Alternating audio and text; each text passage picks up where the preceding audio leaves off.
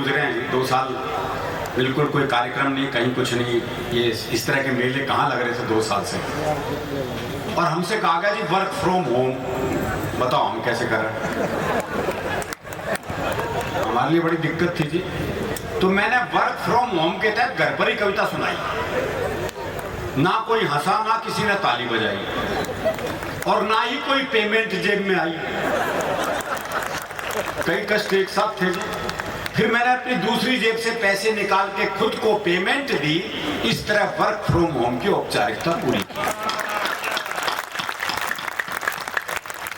अच्छा, मेरी इस कविता का असर पूरे विश्व पे पड़ा जी। आप देख लो, आप रूस और यूक्रेन के युद्ध में अमेरिका और यूरोप वर्क फ्रॉम होम ही करते रहे। अच्छा, एक समस्या और थी जी, वो 3 महीने पहले लॉकडाउन लगा, 3 महीने बाद। बैठ जाओ यार आप, अरे छोड़ दो ना, फोटो में मैं बैठ जाओ। हाँ, कहाँ था मैं, वो भूल जाऊंगा इस चक्कर में। तो 3 महीने पहले लॉकडाउन, 3 महीने बाद में लॉकडाउन। अच्छा, हमारा काम हर दूसरे तीसरे दिन सूटकेस लेके निकलने का। वो 3 महीने हो गए घर में पड़े हुए। मैं अखबार पढ़ रहा, पत्नी इधर से उधर घूम रही और बड़बड़ा रही। बोले पता नहीं ये बीमारी कब जाएगी। नहीं, पता नहीं रहता, मुझे कह रही है, कोरोना को कह रही है। और एक कष्ट जो हर विवाहित का कष्ट था जी, हर विवाहित का कष्ट था, वो 3 महीने पहले और 3 महीने बाद में जो था। पत्नी मेरा चेहरा देखे, मैं पत्नी का। बाहर आप कहीं जा नहीं सकते साहब, सब कुछ बंद। ये सबसे बड़ा कष्टदायक स्थिति थी।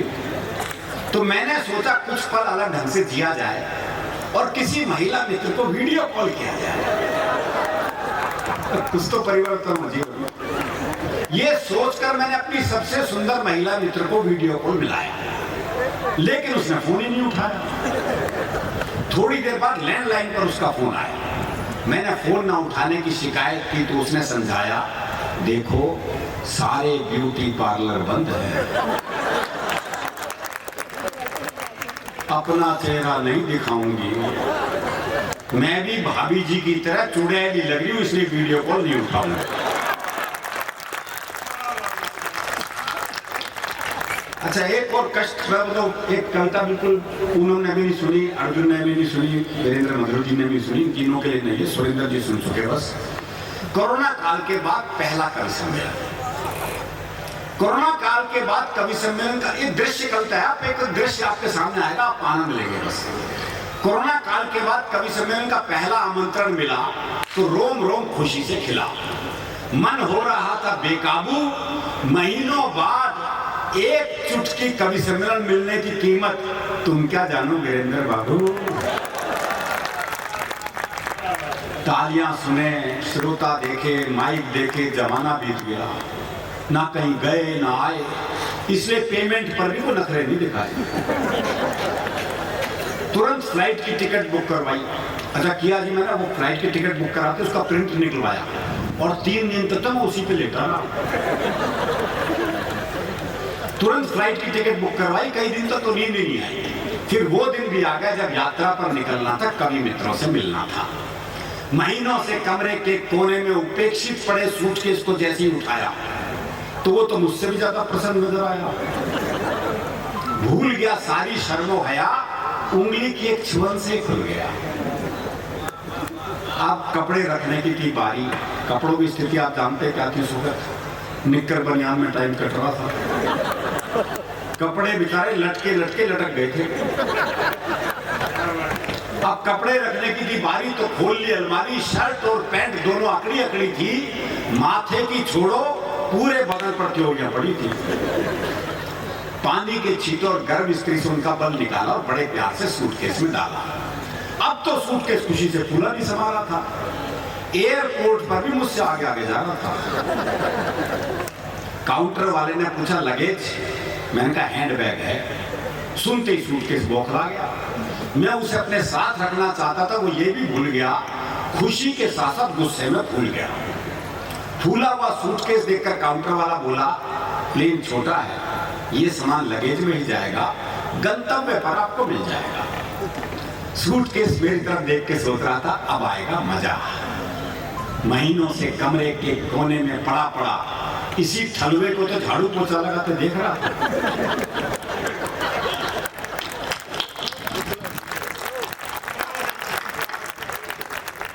इसी ठलुए को झाड़ू पोछा लगाते रहे देख रहा था। अब अपने दिन भी खेलेंगे, अंदर पुराने यार सूटकेस मिलेंगे, उनसे बतियाऊंगा, हसीन अटैचियों से नैन लड़ाऊंगा। काउंटर के पीछे तरह तरह के सूटकेसों का था हुजूम, कुछ धाकड़ थे, कुछ मासूम। कई सूटकेसों की आंखों से तो आंसू बरस रहे थे। कोरोना ने उनके मालिकों को लील लिया था, अब वो उन हाथों के स्पर्श को तरस रहे थे।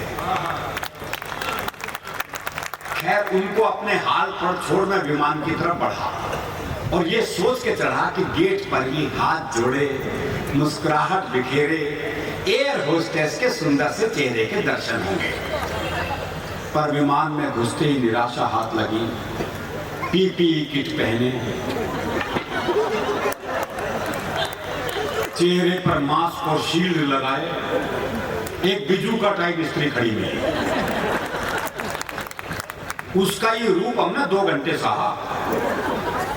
बिना मतलब घंटी बजाने दूर, प्यास लगने पर भी उसे पानी लाने को नहीं कहा। अच्छा, गंतव्य पे पहुंचने का दृश्य, लगेज बेल्ट पर मेरा सूटकेस बिल्कुल नहीं शर्मा रहा था। एक कमसिन सी अटैची का हाथ पकड़े सबसे अंत में ठुमकता हुआ चला आ रहा था। पास खड़े अर्जुन ने कहा, इनको देख के मन कर रहा है मैं भी सपनों में खो जाऊं, ऐसी अटैची का साथ मिले तो मैं भी सूटकेस हो जाऊं। अच्छा, धुगड़ धुगड़ अब भी कायम थी। कारण ये था कि निमंत्रण तो आते थे, फिर फोन आया था कि 50 लोगों से ज्यादा की अनुमति नहीं मिली, इसलिए माफी चाहते हैं। ये डर था कि बाहर जाते आए थे, कहे आप तो आ गए, लेकिन 50 लोगों से ज्यादा की अनुमति प्रशासन ने नहीं दी, इसलिए कृपया वापस जाए। बाहर आते ही आयोजकों ने मालाओं से स्वागत किया। तभी एक ने पूछ लिया, महीनों बाद कवि सम्मेलन करना कैसा लग रहा है? मैंने कहा, इस पर आह करूं या वाह, मुझे तो ऐसा लग रहा है जैसे किसी नेत्रहीन का विवाह।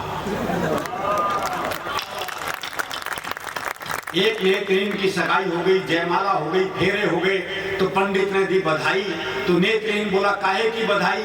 मुझे क्या पता तुम सब लोग क्या ड्रामा रच रहे हो? विवाह संपन्न हुआ मैं कैसे जानूंगा? जब तक दुल्हन बाहों में ना आ जाए, विवाह संपन्न हुआ मैं ना मानूंगा। आखिरकार वो क्षण भी आ गया जब सजा हुआ मंच था, माइक था, श्रोता थे। माइक मानो कह रहा था, आज तो तू समूचा खेल गया है, और माइक को बाहों में भरा तो यकीन आया प्रोग्राम सचमुच मिल गया है। प्रोग्राम फिर आपने एक नई कविता सुनी, हरियाणा पे आते हैं जी, इतने प्रेम के गीत सुन लिया आपने पूनम से, फिर वीरेंद्र भाई ने भी बहुत बढ़िया गीत सुनाया आपको।